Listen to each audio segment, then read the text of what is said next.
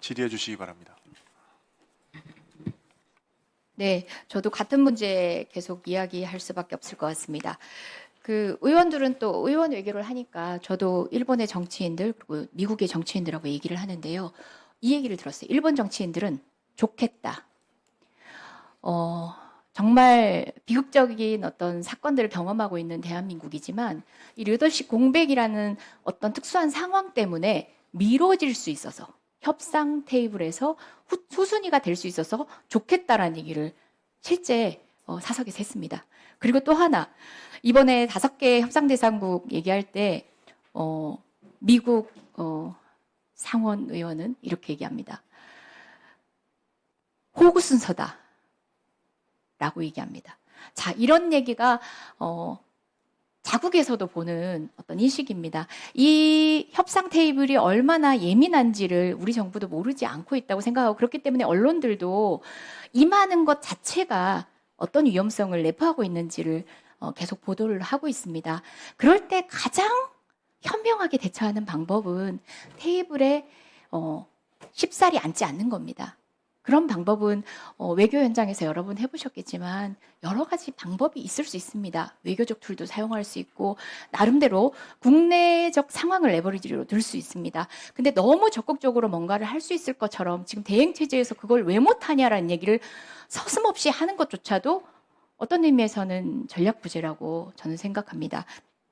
자, 모든 것을 하나의 딜로 하지 않고 지금 또 그 협의 테이블이라고 얘기하시는데 그 협의 테이블의 내용은 아니다라고 얘기하지만 실질적으로 미국이 짜놓은 판은 모든 것을 한 테이블에 두는 것입니다. 그렇다면 우리 역시도 그 테이블 위에 두진 않지만 우리 마음에 레버리지로 쓸 것과 또 우리가 이미 불리한 구조로 짜여져 있는 것들을 나름대로 어떻게 연결시킬 건지의 최소한의 전략은 돼 있어야 되지 않습니까?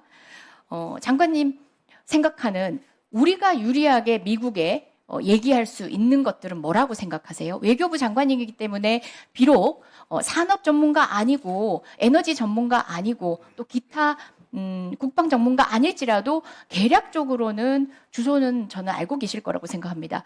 우리가 레버리지를 쓸 수 있는 거는 뭐라고 생각하세요? 2+2 회의에서는 조선과 LNG입니다. 조선과 LNG요? 네.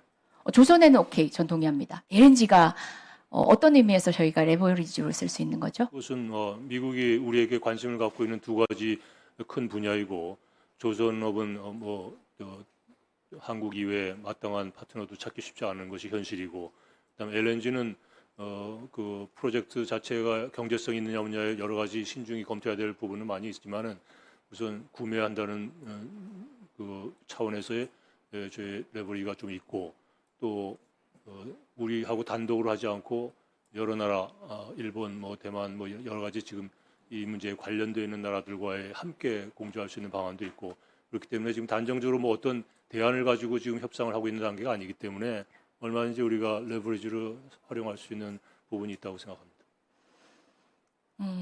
LNG 같은 경우가 한국이 호구로 잡히는 것 중에 하나거든요. 다시 그 얘기는 어떤 의미에서 레버리지로 해석될 수 있지만 함부로 테이블에 올리면 안 되는 거거든요. 호구라는 말씀을 어떻게 쓰는지 모르겠지만 그분이 썼는지는 잘 모르겠지만 과장하셨다고 생각하고요. 그 리스트에는 인도 같은 나라도 있다는 말씀을 드리고 싶습니다. 네, 인도도 아까 5국에 들어가 있잖아요. 호구 5개국에 들어가는 겁니다.